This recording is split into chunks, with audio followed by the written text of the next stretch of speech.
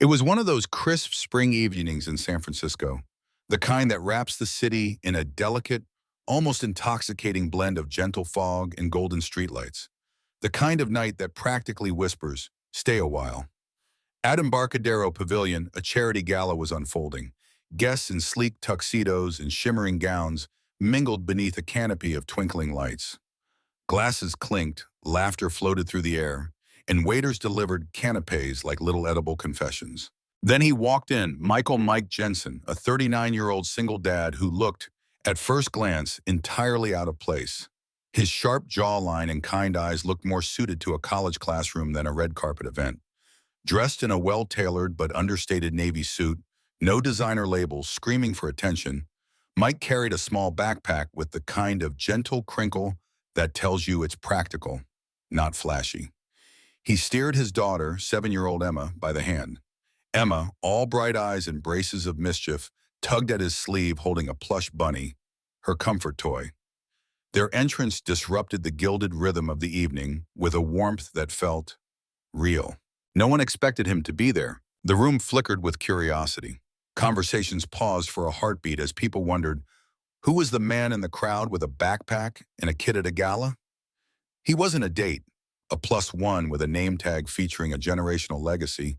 He was just a dad, doing what dads do, balancing parenting duties with everyday life, even in places that seemed like they belonged to another world. At one side of the room stood her, Veronica Blackwell, self-made billionaire, boardroom titan, media darling, and a woman with a reputation for turning heads and commanding attention as easily as breathing. She moved toward the center of every conversation, her presence lighting up the room much like the chandeliers above. Clad in a sharply tailored emerald green gown, the hemline whispering above stiletto heels, she looked every bit the power broker she was, elegance wrapped in ambition. Spotting Mike and his daughter, Veronica's familiar smirk curled at the corner of her lips. She tilted her head as if appraising a misprint in a glossy magazine. A single brow arched, her gaze swept from his simple clothes to Emma's bunny and back again. It said without words, "What is he doing here?" Mike, for his part, didn't flash a practiced smile. He offered only a polite nod as he scanned the grand room, trying to keep Emma's attention focused on the butterflies painted along the high walls. She felt awkward here. He could see it in her furrowed brow. He gave her a reassuring squeeze of the hand and offered a gentle smile that didn't quite reach his tired yet protective eyes. Veronica drew closer, an amused predator to a misclassified prey. The hum of polite chatter seemed to dim and tighten around them, as if the room conspired to make this moment sharper. Nobody spoke, but then, slicing through the hush, came her voice. In deliberately clipped German, perfectly enunciated, "Ein einzelner Vater hier? Ich dachte, wir sind auf einer Gala, nicht auf einem Kindergartenbesuch." A single father here? I thought we were at a gala, not a kindergarten outing. The words hung in the air like a canister of carbon dioxide, cold, dense, and suffocating. Veronica's tone carried a suave disdain that made ears bulge in discomfort and hearts shrink in empathy. She had assumed her words would pass as clever banter, harmless, witty, perhaps a little cutting, but wrapped in a language most would not understand at once. Emma recoiled, confusion and hurt pooling in her eyes. She didn't understand the words, but tone is universal. She clutched her bunny tighter, feeling the sudden sharpness in the air. And Mike stiffened. His heartbeat thundered in his chest like a warning gong. His jaw clenched, knuckles whitened around Emma's hand, but his voice remained steady when he spoke. Not in German, but gently, in English, to soothe Emma. "You okay, Pumpkin?" She nodded, eyes wide and teary. He leaned down, whispered something reassuring. But underneath that calm exterior, a storm brewed. Because while many people there accepted status quietly and let wealth do the talking, Mike didn't come from that world, but had forged his own path. The insult, a prickly thorn in his pride, was wrapped in a language he once knew too well. Few around caught what was said. The German flew over most heads like an ice-cold breeze. A few guests, linguistically sophisticated, paused. Some suppressed smiles. Others looked uneasy. Nobody challenged her. After all, it's a gala. People are taught not to rock the boat. But Mike's mind was already working. The stifling tension, the unmatched expectations, the mistake of underestimating a person because of outward appearances. It all churned in his memory. He thought of the long nights between work and daughter's bedtime stories, the silent sacrifices no one saw, the quiet dignity in just getting by. All of that would change in a moment. He took a breath, his voice low but firm in German. Vielleicht hätten Sie bemerken sollen, dass nicht alle Kämpfer dieselbe Uniform tragen. Perhaps you should have noticed that not all fighters wear the same uniform. It wasn't a direct translation of the insult, but a tighter, sharper echo, one that reframed the moment. He's not to be underestimated. The words were steady, measured, and undeniably fluent. For a heartbeat, time seemed to freeze. Forks halted midway to mouths, eyes widened, a collective breath was held. Veronica's face flickered, surprise, then discomfort, and then something like respect, though thinly veiled. The room held its breath, recalibrating. The man in the navy suit had answered back, in German, with precision and power. The silence that followed Mike's words stretched longer than anyone expected. It wasn't just that he had answered her in fluent German. It was the way he had done it. Calm, steady, almost surgical. He hadn't raised his voice. He hadn't lashed out. He had simply returned her slight with a truth sharpened by experience. For the first time that evening, Veronica Blackwell, the billionaire whose empire touched everything from real estate to tech investments, looked caught off balance. The smirk that had curled her lips faltered. Her eyes narrowed ever so slightly, a flicker of calculation crossing her otherwise polished face. The crowd had begun whispering, not loudly, not enough to drown out the string quartet still sawing away near the bar, but enough that the air itself hummed with tension. Some looked at Veronica, waiting for her trademark wit to snap back into place. Others glanced at Mike, curious, suddenly realizing there was more to this single dad than met the eye. Emma tugged gently on her father's sleeve. She hadn't understood the words, she didn't speak German, but she felt the shift in the room. "Children always do," she whispered. "Daddy, did you just—" Mike crouched, his eyes softening, his hand brushing away the strands of hair that had fallen into her face. "It's okay, pumpkin. Just a little grown-up talk." He gave her the kind of smile parents give when they want to hide the storm brewing beneath the surface. When he stood again, Veronica had already stepped closer, her emerald dress shimmering under the chandelier as though nothing had happened. "Impressive," she said in English this time, her voice smooth but tight. "You've managed to surprise me." Mike didn't answer right away. He simply held her gaze, the quiet strength of a man who had fought harder battles than an insult at a gala. Finally, he said, "Maybe that's because you weren't really looking." The words landed heavier than intended. For a heartbeat, Veronica's mask cracked, just enough to reveal a flicker of something that wasn't arrogance, but something closer to recognition. Still, she wasn't about to give up ground in front of her audience. She tilted her chin slightly, letting out a laugh, measured, elegant, a sound designed to draw others in. "You speak German," she said, as if she were confirming a trivia fact, not acknowledging her own misstep. "Where does a man like you pick up something like that?" "A man like me?" Mike echoed, his tone flat but edged. He folded his arms loosely, not defensive, not aggressive, simply grounded. "I lived in Berlin for almost a decade, worked there, built a life there, until life had other plans." There it was, the first breadcrumb of his story, offered without flourish, without seeking sympathy. Just fact. The guests around them leaned in slightly, their curiosity piqued. It wasn't every day that a stranger in a modest suit held verbal ground against Veronica Blackwell. Veronica's eyes scanned him as though she were reading a balance sheet. "Berlin," she repeated, savoring the word, testing it. "Interesting. And now?" She gestured vaguely toward Emma, toward the backpack slung over his shoulder, toward everything about him that didn't belong in her world. "Now you're—" "What exactly?" Mike could have bristled, could have snapped back, but instead he let a slow breath out through his nose, steady as a man who'd carried weight heavier than judgment. "Now," he said, "I'm a dad. That's enough." The simplicity of it disarmed more people than just Veronica. A couple near the champagne fountain exchanged surprised glances. One older gentleman nodded almost imperceptibly, as though the words struck something personal. Even Emma, clutching her bunny, straightened proudly at her father's answer. Veronica's painted smile didn't falter, but her eyes betrayed a hint of irritation. She was used to having the upper hand, to cutting with words and leaving others scrambling. This man, however, wasn't scrambling. He was anchoring himself deeper with every word. She lifted her glass of champagne, her voice light but with edges sharp enough to slice. A noble sentiment, she said, though in my experience, nobility doesn't always pay the bills. The jab was subtle but unmistakable. A ripple of uneasy laughter moved through the crowd. Mike didn't flinch. He didn't need to.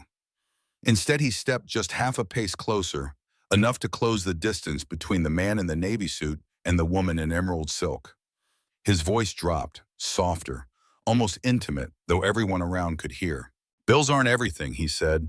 You can pay for almost anything in this world, but respect? That's earned. The weight of the line settled heavily. It wasn't just aimed at Veronica, it was aimed at everyone watching, and they knew it. For a moment, even the quartet seemed to quiet, as if the music itself was listening. Veronica's smile stiffened. She hated being cornered, and here, in front of half the city's elite, she'd found herself pinned not by a rival CEO or cunning journalist, but by a single father with a backpack and a little girl clutching a bunny. She placed her glass down on a nearby tray, the motion elegant but firm.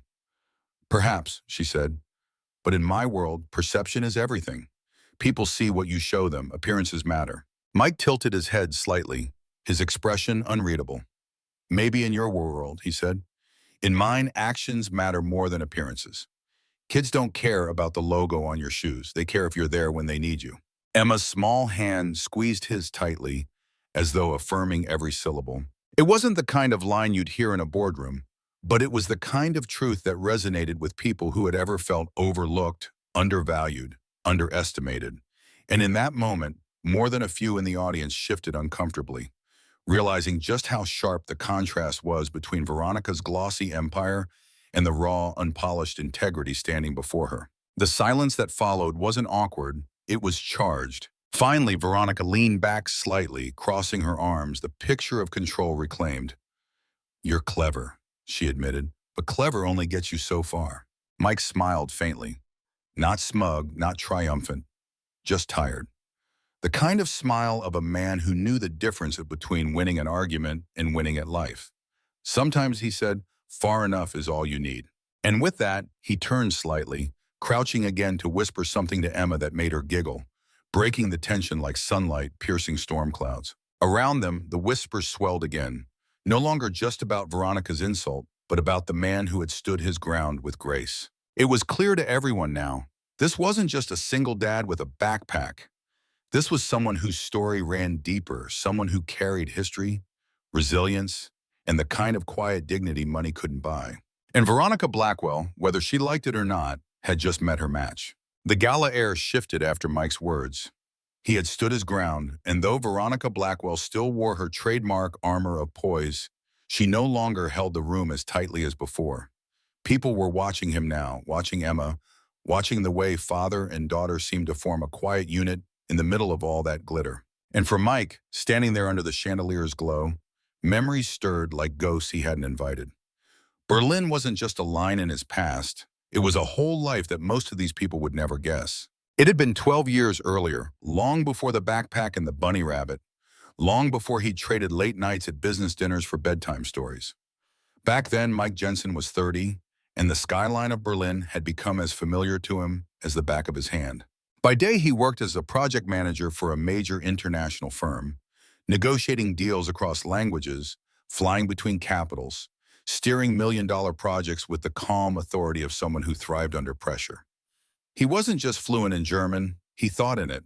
He could toggle between English and German without missing a beat, drafting contracts in one language and closing deals in another. By night, he walked cobblestone streets, ducking into corner cafes where the espresso was strong and the air smelled of rain on old stone. He had friends then, colleagues from half a dozen countries, artists who painted life in bold colors, even neighbors who invited him for Sunday dinners of sausage and potatoes. It was a life rich with possibility, one he believed would stretch endlessly forward. But life doesn't ask permission before it shifts. Her name was Anna. He had met her in the firm's Berlin office, a sharp-minded analyst with laughter that cut through the gray of winter. Their romance bloomed quickly, like wildflowers after a storm, unexpected, brilliant, impossible to ignore. A year later, they were married in a quiet ceremony overlooking the River Spree. And not long after, Emma arrived, red-faced and screaming into the world, her father's heart already hers. Mike could still remember the first time he held her, tiny, fragile, utterly dependent.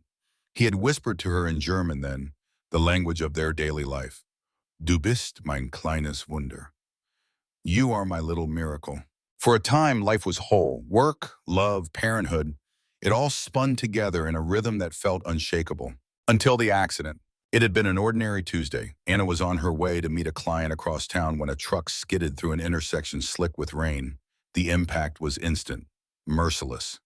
By the time Mike reached the hospital, by the time he clutched her hand and begged in broken German and English for her to hold on, it was already too late. His world collapsed in that sterile room. He remembered standing outside afterward, Berlin's city lights blinking through a drizzle, Emma just a baby at home with a sitter. He had pressed his forehead against the cool glass of the hospital window and realized, in one crushing moment, that he wasn't just a husband without a wife. He was now the only parent his daughter had.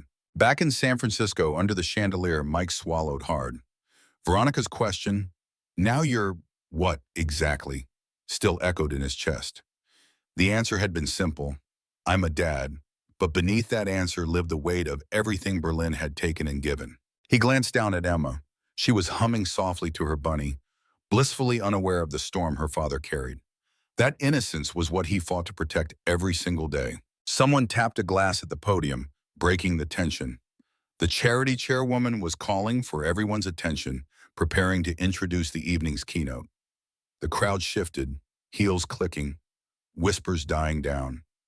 Veronica slipped back into her circle of admirers, her expression cool and unreadable, though her gaze flicked toward Mike more than once. Mike took the opportunity to guide Emma toward a quieter corner, away from the spotlight.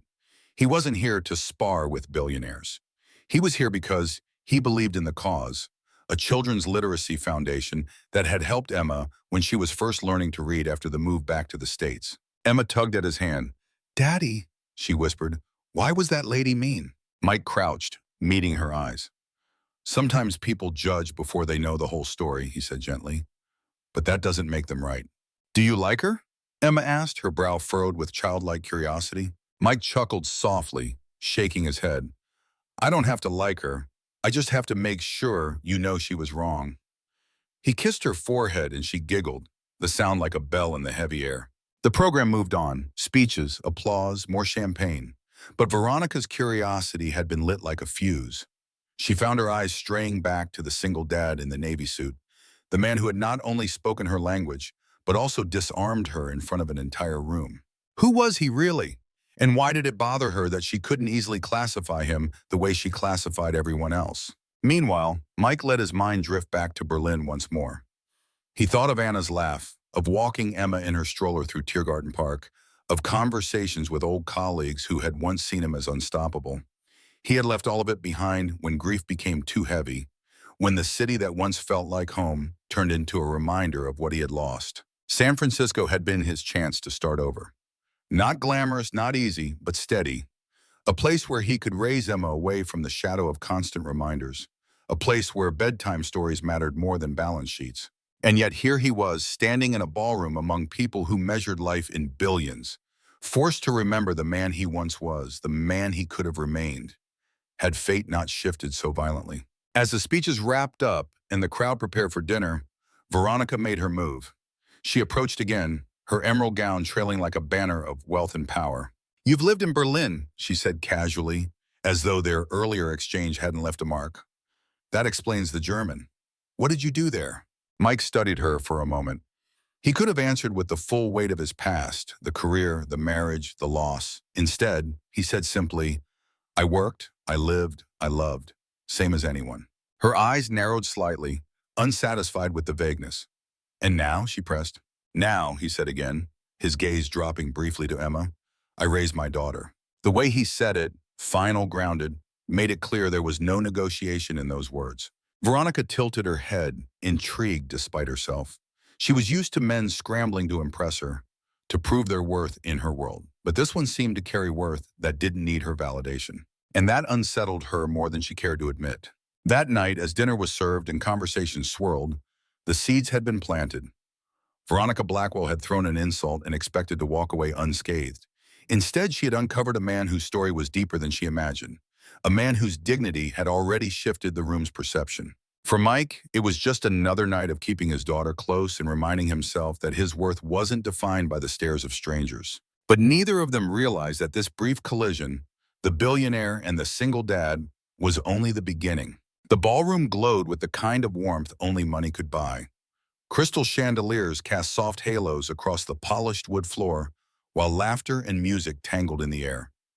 Guests swirled in designer gowns and black tuxedos, their conversations stitched with deals, gossip, and carefully measured compliments. Mike Jensen sat with Emma at one of the round tables near the edge of the room, deliberately away from the spotlight. He wasn't interested in networking or rubbing elbows. For him, this night wasn't about appearances. It was about the foundation the gala supported.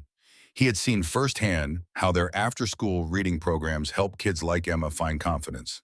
That was worth sitting through a night surrounded by people who looked at him like he didn't belong. Emma, her bunny perched in her lap, swung her legs back and forth under the chair.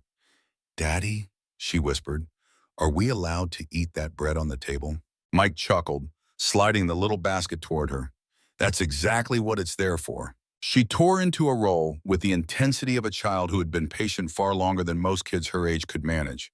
Her delight over something so simple, a warm roll and a pat of butter, made Mike smile. It was a reminder that kids don't care about wealth or status. They care about moments.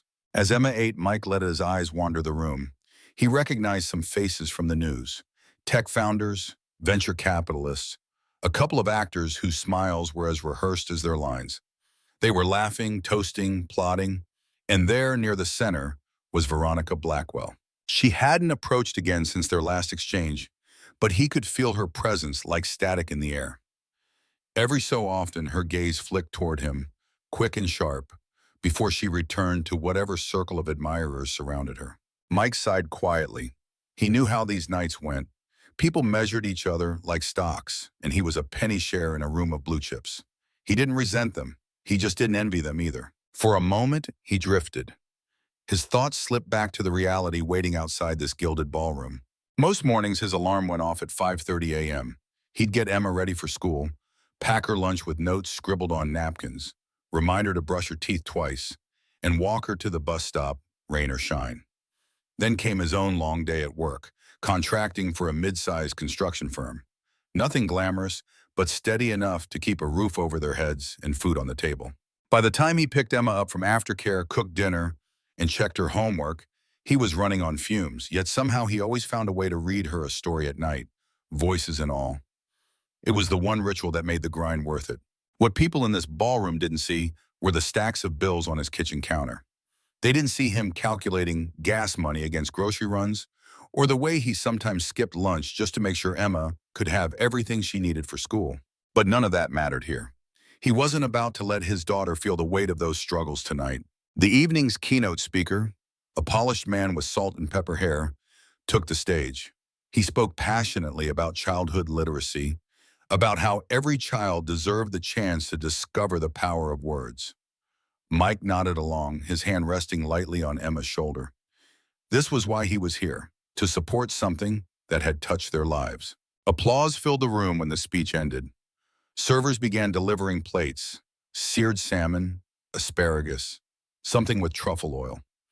Emma wrinkled her nose at the fancy food, but Mike whispered encouragement, making her laugh. That laugh, sweet and unguarded, drew more eyes than he realized. Several people glanced their way, curious about the single father who had stood toe-to-toe with Veronica Blackwell earlier. And Veronica noticed too. When dinner plates were cleared and the band struck up a softer tune, Veronica finally made her move.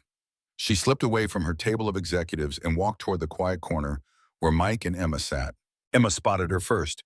"Daddy," she whispered urgently, tugging his sleeve. "It's the lady." Mike straightened in his chair, his jaw tightening slightly. He wasn't afraid, but he wasn't looking for another verbal sparring match either. Still, he met Veronica's approach with calm eyes. "May I?" she asked smoothly, gesturing to the empty chair across from him. Mike nodded once. "It's a free country." She sat, crossing her legs gracefully, emerald silk catching the light. "Your daughter is lovely," she said, her voice softer now. Emma blushed, hiding behind her bunny. Mike offered a polite smile. "She's the best part of my world." There was no boast in his tone, just truth. Veronica studied him, her sharp gaze narrowing not with hostility, but with something else. Curiosity, maybe even respect. You're different, she said finally. Mike arched an eyebrow. Different how? Most men in this room would have stumbled all over themselves to impress me, she said. You didn't. You still don't. That's because I'm not here for you, he replied simply. I'm here for her. He nodded toward Emma. The honesty of it seemed to catch Veronica off guard. She smoothed an invisible wrinkle on her gown, buying herself a second. Berlin must have been quite a life for you, she said. Why give it up? Mike's eyes darkened slightly, though his voice stayed steady. Because sometimes life doesn't give you a choice. You just do what you have to for the people who depend on you. Emma leaned her head against his arm, as if to remind him she was right there, the reason for every sacrifice. Veronica didn't push further. Instead, she leaned back, her expression unreadable. For a woman who built empires, she suddenly looked like someone trying to solve a puzzle she couldn't quite crack. The band's music swelled, couples drifting onto the dance floor. The crowd shimmered with movement, laughter, and champagne bubbles. But at the edge of it all, in that quiet corner, the billionaire and the single dad sat in a silence charged with more meaning than words could hold. For the first time in years, Veronica Blackwell wasn't the one holding the power in a conversation. And for Mike Jensen, this night was becoming more than a charity gala. It was becoming a reminder that his past and present couldn't stay in separate worlds forever. The night was winding down, but the ballroom showed no signs of emptying. The string quartet had traded soft waltzes for jazzy numbers. The champagne continued to flow, and clusters of guests lingered in half circles of conversation that seemed more about networking than genuine connection. Mike knew it was time to leave. Emma was yawning, her bunny drooping in her lap like a tired soldier. He could feel the weight of the day in her small body as she leaned against him, her energy fading with every minute past her bedtime. Daddy, she whispered, tugging at his sleeve. Can we go home now? He smiled softly, brushing a curl from her forehead. Almost pumpkin, just a little longer. He wanted to slip out quietly, but this room wasn't going to let him go that easily. Across the ballroom, a tall man in a custom black tuxedo approached. He moved with the easy confidence of someone who had never been told no in his life. His salt and pepper hair and polished shoes screamed money, and the circle of admirers he left behind told Mike exactly the kind of man he was. Veronica, the man said smoothly, sliding beside her as she lingered near Mike's table. You've been hiding away from us. Who's your new friend? The way he said friend carried no warmth. It dripped with suspicion, even contempt. This is Michael Jensen, Veronica said, her tone even, but her eyes sharp, as if warning the man not to underestimate Mike. He used to live in Berlin. Berlin, huh? The man's smile was thin. Sounds exotic. And now? His eyes flicked over Mike's suit, then landed deliberately on Emma, who was fighting sleep. Now you're, what, a babysitter? The insult wasn't loud, but it was deliberate. Several people nearby heard it, and a ripple of uncomfortable silence followed. Mike's jaw tightened, but he didn't rise. He had nothing to prove to this man. He looked down at Emma, who had stiffened at the word babysitter. She didn't understand the nuance, but she felt the sting. No, Mike said calmly, his voice carrying farther than expected. I'm her father. The words settled with a weight that silenced even the jazz in the background. Mike didn't raise his tone, didn't posture. He simply stated the truth with such quiet authority that the man blinked. Veronica's eyes flicked toward Mike, and for just a moment, something that looked almost like admiration crossed her face. But the man wasn't finished. People like him rarely were. Well, he said, smirking, every gala needs a good story. A single dad, raising his daughter, rubbing shoulders with billionaires. Very heartwarming. He said the last word like it was a punchline. Mike didn't bite. He leaned down, kissed Emma's forehead, and whispered, Ready to head out, pumpkin? She nodded sleepily. Then he stood, facing the man squarely. It's not a story, he said evenly. It's our life, and I wouldn't trade it for yours. The room stilled. Nobody laughed this time. The man's smirk faltered, his confidence dented by the sheer simplicity of Mike's response. Veronica broke the silence. I think that's enough, Richard, she said, her voice clipped. There was no mistaking it. This was a command, not a suggestion. Richard hesitated, then chuckled awkwardly and stepped back, muttering something about finding another drink. Mike adjusted the strap of Emma's backpack over his shoulder. He didn't look smug, didn't bask in the moment. He just looked like a father ready to get his little girl home. As he turned to leave, Veronica's voice stopped him. "Mr. Jensen." He paused, glancing back. "You surprised me tonight," she said. "Not many people do." Mike gave her a polite nod. Life has a way of surprising you when you stop judging the cover. And with that, he walked out of the ballroom, Emma's small hand wrapped tightly in his. The night air outside hit him like a blessing. It was cooler, quieter, free of the suffocating weight of chandeliers and champagne. He lifted Emma into his arms. She was half asleep, her bunny wedged between them, and carried her toward the modest sedan parked down the block. As he buckled her in, she stirred just enough to mumble, "Daddy, you're not a babysitter." Mike's chest tightened. "No, Pumpkin," he whispered. "I'm not. I'm your dad. Always." He slid into the driver's seat, starting the engine. The glow of the gala behind him faded into the distance as he pulled away, heading back to their small apartment. Back to reality. Reality meant dishes piled in the sink, homework papers scattered on the kitchen table, and bills waiting in the mailbox. But it also meant bedtime stories, pancakes on Saturday mornings, and the unshakable bond between father and daughter. As he carried Emma upstairs and tucked her into bed, Mike thought about the gala, the insults, the stares, Veronica's piercing questions. He wondered why she had looked at him that way, like she wanted to know more. But he pushed the thought aside. People like Veronica Blackwell didn't care about people like him. He had his world, and she had hers. The only thing that mattered was the little girl asleep under a blanket, her bunny clutched in her arms. Yet across town, in a penthouse that scraped the sky, Veronica wasn't sleeping either. She stood by her window staring at the city lights, replaying the night's events in her mind. She had insulted him in German, and he had answered her without hesitation. He had faced Richard without flinching. He had left without groveling, without seeking her approval. For the first time in years, she found herself unsettled. Who was Michael Jensen, really? And why couldn't she stop thinking about him? The morning after the gala looked nothing like the night before. Gone were the chandeliers and champagne, the silk gowns and polished speeches. Instead, Mike Jensen's world smelled faintly of burnt coffee and laundry detergent. Sunlight pushed through the blinds of his small two-bedroom apartment, landing on the clutter of everyday life. A stack of unpaid bills sat on the counter, half buried under school permission slips and Emma's crayon drawings. Shoes were piled haphazardly by the door, and the hum of an aging refrigerator filled the silence. Mike rubbed his eyes as he stood at the stove, flipping pancakes on a skillet that had seen better days. Emma sat at the table, hair sticking up in wild tufts, coloring in a workbook while humming to herself. Her bunny, now sporting a syrup stain from breakfast, lounged in the chair beside her. "Daddy," she said suddenly, peeking over her paper, "are you rich?" The question hit him harder than expected. He set the spatula down, turning to face her. "Why do you ask that, Pumpkin?" "Because that lady at the party," Emma said, her brow furrowed, "she looked at you like you weren't." Mike chuckled softly, though his chest tightened. Kids always picked up more than you wanted them to. He crouched beside her, meeting her eyes. "No, sweetheart, I'm not rich in money, but I'm rich in you, and that's worth more than anything."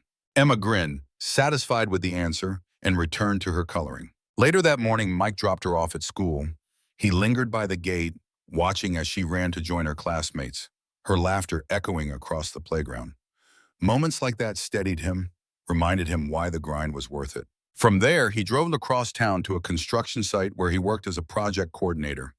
The work wasn't glamorous, hard hats, dusty boots, endless paperwork, but it paid the bills, mostly. He greeted the crew with easy camaraderie, slipping into the rhythm of problem-solving, scheduling, and juggling budgets that always seemed too tight. By noon, he was on the phone with suppliers, trying to negotiate a discount on lumber. By 3, he was up to his knees in mud, helping move equipment after a sudden rain. By 5, he was back in his car, sweat-streaked and bone-tired, heading to pick up Emma from aftercare. This was his world. Long days, tight margins, and the constant push to make sure his daughter never felt the weight of what he carried. Across the city, Veronica Blackwell's morning looked entirely different. She woke in silk sheets in a penthouse that seemed to float above San Francisco itself. The city stretched beneath her like a chessboard, every piece hers to move. Her assistants had already sent her a schedule packed with board meetings, media appearances, and calls with investors in 3 different time zones. Yet as she sipped her imported coffee and scanned her emails, her mind drifted, not to mergers or profits, but to the man from the night before, Michael Jensen. She told herself it was curiosity. He had spoken German fluently, with the confidence of someone who had lived in her world and chosen to leave it. He had stood his ground when others would have crumbled, and he had done it all with a child at his side, the kind of vulnerability Veronica had never allowed herself to show. Why did it bother her that she couldn't place him neatly in her mental ledger of people? Why did his words echo louder than the applause she'd received for her own keynote just a week earlier? She pushed the thought away, burying herself in spreadsheets and strategy, but it returned like a song she couldn't shake. That evening, Mike sat with Emma at their kitchen table. Dinner was simple, mac and cheese, broccoli steamed just enough to pass as healthy. Emma chattered about her day, about spelling tests and playground games, her words spilling faster than Mike could keep up. Then she grew quiet, staring at him with wide eyes. "Daddy," she said softly, "do people always think we don't belong?" Mike froze, fork halfway to his mouth. He thought about the stares at the gala, the words in German, the smug laughter from Richard. He wanted to shield her from all of it, but lying wouldn't help. "Sometimes, Pumpkin," he admitted. "Sometimes people think that, but what matters isn't what they think. What matters is who we are and how we treat others."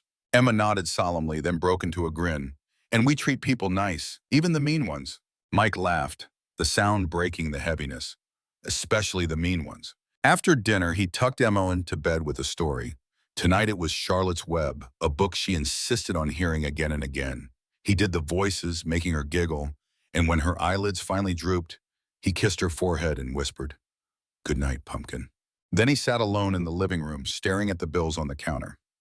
His paycheck from Friday was already spoken for: rent, utilities, groceries. There wasn't much left over. He rubbed his temples, exhaustion pressing down on him. Yet even as he worried, he thought of the gala. Not of the insults, but of the way the room had shifted when he spoke. Of Veronica's look, not just surprise, but something deeper. He wondered if he'd ever see her again. Part of him hoped not. Another part wasn't so sure. Meanwhile, in her penthouse, Veronica stood by the window, staring at the lights glittering across the bay.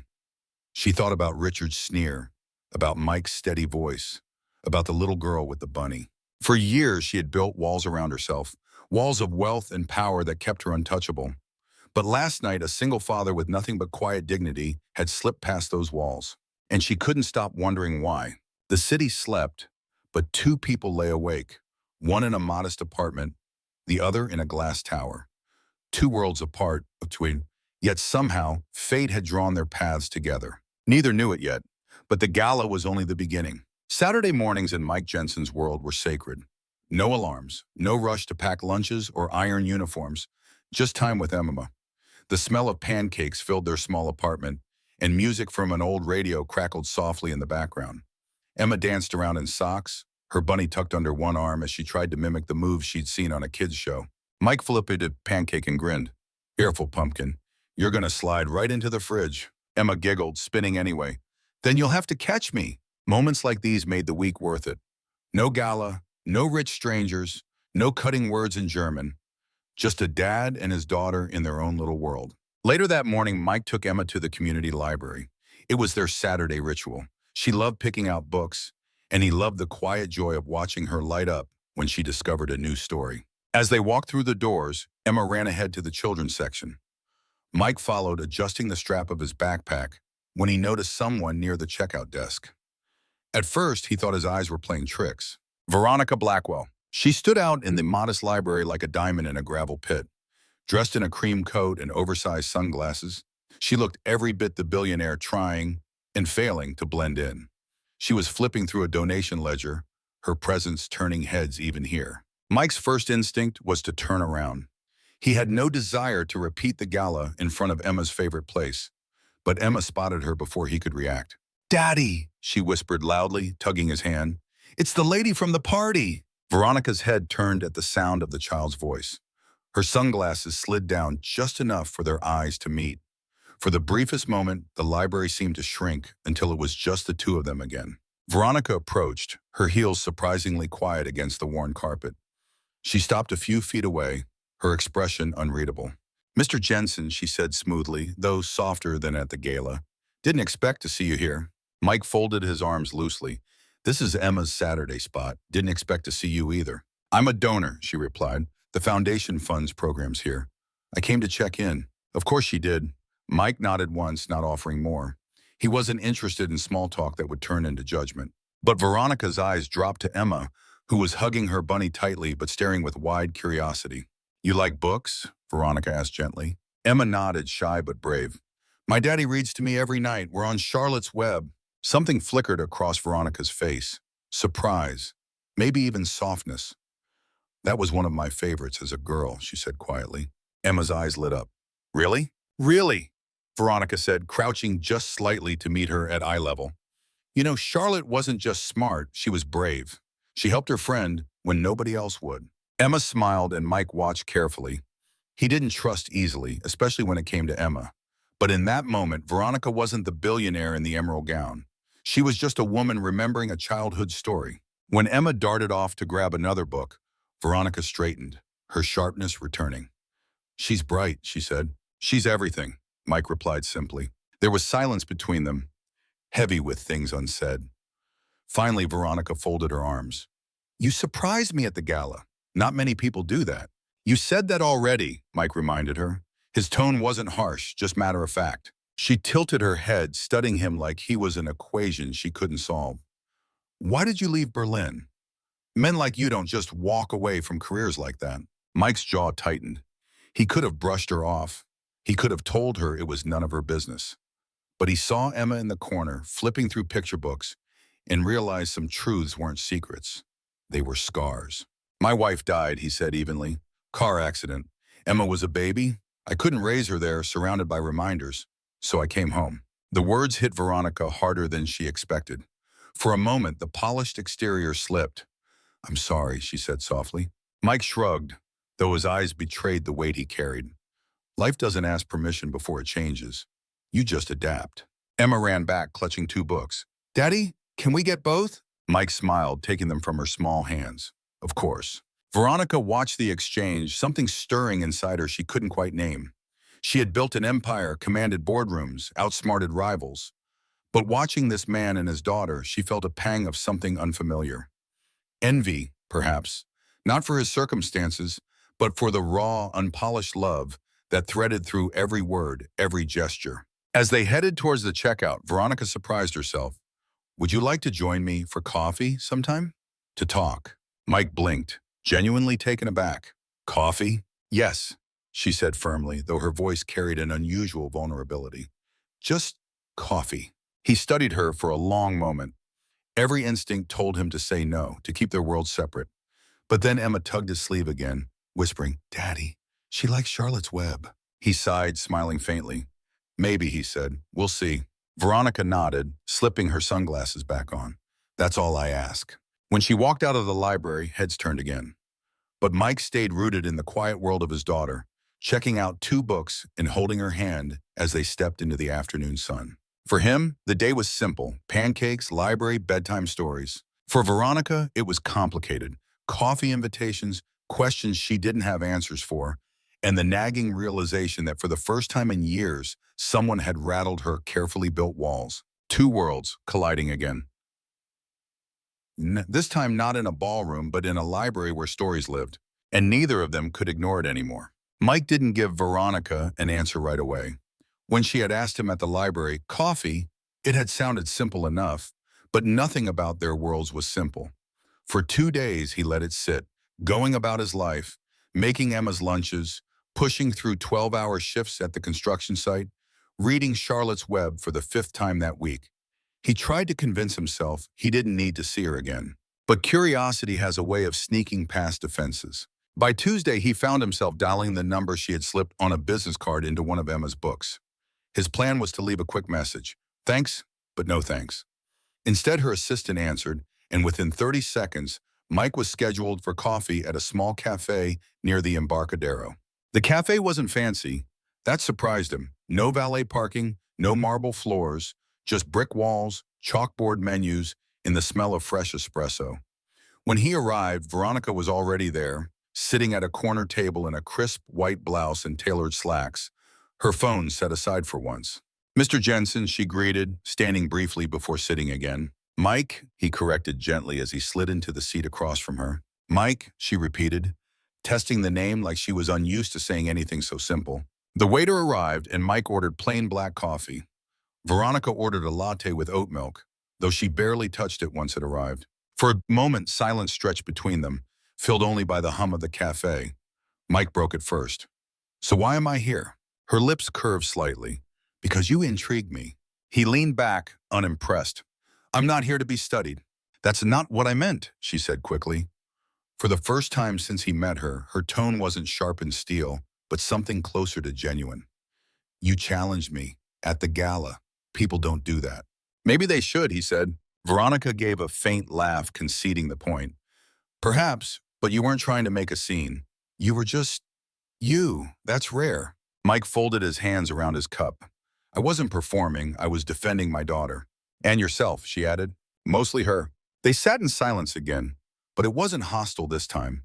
It was curious. Finally, Veronica asked the question she had been carrying since the library. Why Berlin? Mike stared into his coffee for a long moment. It was opportunity. I was young, ambitious, and fluent in German from college. The company sent me there and I built a life. I thought it would last forever. And then, he exhaled slowly, and then life changed. The bluntness of his words was heavier than any explanation, but Veronica didn't push. She had already glimpsed enough in the library, the loss, the weight behind his eyes. She simply nodded. You know, Mike said after a pause, Emma asked me if we belong after the gala. That caught Veronica off guard. She asked that? Kids notice things, Mike said. They don't always understand the words, but they feel the weight. And she felt it that night. Veronica's chest tightened. She had built her reputation on commanding rooms, on never appearing vulnerable. But hearing how her words had reached a child, it struck differently. I'm sorry, she said quietly. Mike looked up, studying her. It was the first time she had admitted fault. He didn't gloat, didn't seize it, just gave a small nod. Thank you. The conversation shifted then, almost naturally, into safer territory. Emma's love of reading, the way Mike juggled work and parenting. Veronica's own childhood, surprisingly humble, before she clawed her way to the top. People assume I was born into it, she admitted. Truth is, I grew up in a 2-bedroom apartment in Queens. My father fixed cars. My mother cleaned houses. I fought my way out. I promised myself I'd never go back. Mike listened carefully. For the first time, he saw her not as the billionaire in emerald gowns, but as a woman who had known struggle, just of a different kind. And now, he asked? And now, she said softly, I sometimes wonder if I built walls so high that I forgot what's on the other side. The admission surprised them both. They talked until the cafe grew quiet, the lunchtime rush replaced by a calm hum. At one point, Veronica's phone buzzed insistently. She glanced at the screen, a board member, urgent, but pressed it face down on the table. Mike noticed. Don't you need to get that? Not today, she said simply. For a woman who never ignored a call, the choice was telling. Eventually, Mike checked his watch. I should pick up Emma. Veronica nodded, standing as he did. Outside, the city bustled with cable cars and tourists, a sharp contrast to the bubble they just shared inside. Thank you, she said, surprising herself with the sincerity in her voice, for coming. Mike adjusted the strap of his backpack, the same one he carried everywhere. It's just coffee. But they both knew it wasn't just coffee. That evening, back in her penthouse, Veronica stood at her window again. The city glowed beneath her, towers and bridges lit like veins of gold.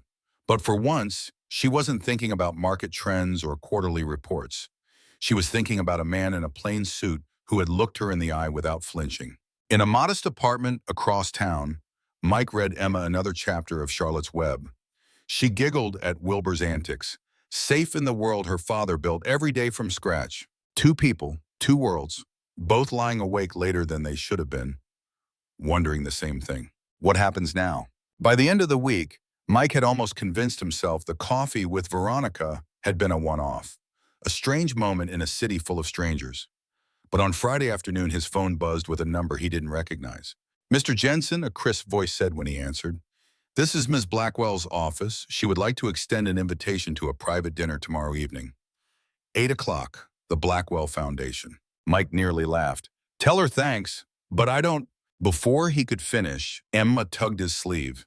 She had been coloring on the floor nearby, her bunny tucked under her arm. "Who's that, Daddy?"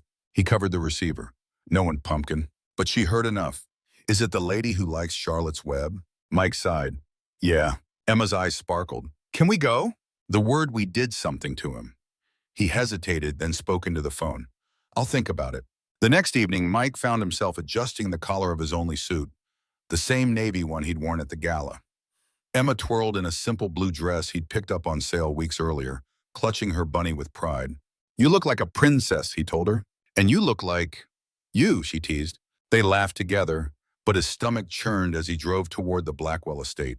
The mansion rose like a fortress of glass and steel, glowing against the night sky. Cars far nicer than his lined the circular drive. Inside, guests floated around with practiced grace, their conversations weaving through topics of stock prices, politics, and vacations in places Mike had only seen in magazines. He felt the stares immediately, the unspoken "what is he doing here?" stares. He had felt them at the gala, but here they were sharper, closer. Emma clutched his hand tightly. "It's so big, Daddy," she whispered. "It's just a house, Pumpkin," he said softly. "A house is only walls. Home is where you feel safe." Veronica appeared at the top of the grand staircase, wearing a gown that shimmered like midnight. Her eyes found his instantly. For a moment, the room seemed to tilt. She descended gracefully, but there was a softness in her eyes when she reached them. "I'm glad you came," she said quietly. Mike gave a polite nod. Emma wanted to. Emma beamed up at her. "Hi, Miss Veronica. Do you have Charlotte's Web here too?" The corners of Veronica's mouth lifted. "I think we can find a copy somewhere." Her warmth toward Emma was genuine, but not everyone in the room shared it. A cluster of wealthy donors eyed Mike like he was a curiosity. One of them, Richard, the same man from the gala, smirked openly. "Well, well," Richard drawled, swirling his wine. "The babysitter's back." Emma stiffened, her small face paling. Mike's jaw tightened, but he kept his voice calm. "I told you before, I'm her father." Richard chuckled. "And now you're playing house in Veronica's mansion. What's next? Teaching us how to stretch a paycheck?" Laughter rippled from a few nearby guests. Before Mike could respond, Veronica's voice sliced through the noise. "That's enough, Richard." Her tone was sharp, colder than the marble under their feet. The laughter died instantly. She stepped closer to Mike, her presence commanding. "Michael Jensen is a guest in my home. He deserves respect. If anyone here can't manage that, they know where the door is." The silence that followed was electric. For once, it wasn't Mike defending himself. It was Veronica. Emma's hand tightened in his, and Mike glanced down to see her smile creeping back. Dinner was served, and though the table gleamed with crystal and silver, Mike focused only on Emma, helping her with utensils too heavy for her small hands. He ignored the sideways glances, the whispered judgments. He wasn't here to impress anyone. But Veronica watched him throughout the meal, noticing things others missed, the way he spoke to Emma with patience, the way he never complained about the food he clearly wasn't used to, the way he held his ground without arrogance. At one point, she leaned in. "You're doing better than half the executives I know," she murmured. Mike smirked faintly. "That's a low bar." She laughed, quietly, genuinely. After dinner, as guests drifted toward the terrace, Veronica led Mike and Emma to her library, a room lined with shelves from floor to ceiling. Emma's eyes widened. "It's like a castle for books." Veronica crouched beside her. "Go ahead, pick one." Emma darted toward the shelves, her bunny bouncing in her arms. Veronica straightened, turning to Mike. "I invited you here because I needed them to see you, to see that dignity doesn't wear a price tag." Mike studied her, surprised by the honesty. "You don't owe me that." "No," she said softly, "but maybe I owe it to myself." Their eyes held for a moment, the air charged not with wealth or status, but something unspoken. Later, when Mike carried a sleepy Emma back to the car, he glanced once more at the mansion, glowing behind him. It was another world, one he didn't belong to, and yet, tonight Veronica had made space for him inside it. As he buckled Emma into her seat, she murmured half asleep, "Daddy, I like her." Mike's chest tightened. "Yeah, Pumpkin," he whispered. "Me too." Driving away, he knew nothing had been solved. Their worlds were still miles apart, but something had shifted, and neither of them could pretend otherwise anymore. The morning after the dinner at the Blackwell estate, Mike expected life to go back to normal. The construction site still needed materials. Emma still had a spelling test. Bills still sat on the counter waiting to be paid. But something had changed. For the first time, Veronica Blackwell had not just noticed him, she had stood beside him. In front of her world in her house, she had told a man like Richard to respect him. It wasn't just about him, it was about Emma too. And that mattered. That Saturday, Mike took Emma to the park. The air smelled of cut grass and hot dogs. Kids' laughter carried across the playground. Emma raced toward the swings, her bunny clutched in her hand, her laughter echoing like music. Mike sat on a bench, sipping coffee from a paper cup, content just to watch. Life wasn't glamorous, but it was theirs. He didn't notice Veronica until she was standing there, dressed simply in jeans and a sweater, her hair pulled back. No entourage, no assistants, just her. "Mind if I sit?" she asked. Mike raised an eyebrow but gestured to the space beside him. "It's a free park." She smiled faintly, taking a seat. For a while, they just watched Emma swing higher and higher, her giggles filling the air. "She's happy," Veronica said quietly. "She's my reason," Mike replied. There was silence again, not awkward, but full of things unsaid. Finally, Veronica spoke. "I've spent my whole life climbing, fighting to be taken seriously, to prove I belonged in boardrooms full of men who thought I didn't. And I won. I built walls so high that no one could look down on me again." Mike glanced at her. For once, she wasn't the woman in emerald gowns or silk blouses. She was just a woman admitting a truth that cost her more than money. "And yet," she continued, her voice softer, "last week I looked down on you, and your daughter saw it. That's something I can't undo." Mike didn't answer right away. He watched Emma pump her legs, her hair flying, her joy unshaken. Then he said, "We all make mistakes. The difference is whether we own them." Her eyes met his. "And do you think I owned mine?" He shrugged. "You defended me in your house. That counts for something." Emma ran up then, breathless, cheeks flushed. "Daddy, push me higher." Mike stood, scooping her up with ease. "1 second, pumpkin." He set her back on the swing and gave a firm push, sending her into the sky with squeals of delight. Veronica watched, her chest tightening at the simple, unpolished beauty of it. A billionaire surrounded by glass and steel, undone by a father pushing his daughter on a swing. When Emma ran off again, Veronica turned back.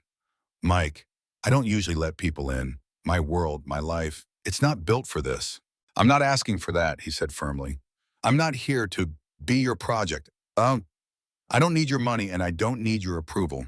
I just need to be the dad my little girl deserves." The conviction in his voice hit her harder than any boardroom defeat ever had. "I know," she whispered. For a long time, they sat in silence again, watching the world spin on. Children laughing, dogs barking, the sun dipping lower in the sky. Two people from opposite worlds, connected by something neither could explain. Later, as they walked toward the parking lot, Veronica hesitated. "Mike, you asked me once what matters in my world, and I told you appearances. But maybe I was wrong. Maybe it's about actions, about showing up." Mike gave a faint smile. "Welcome to my world."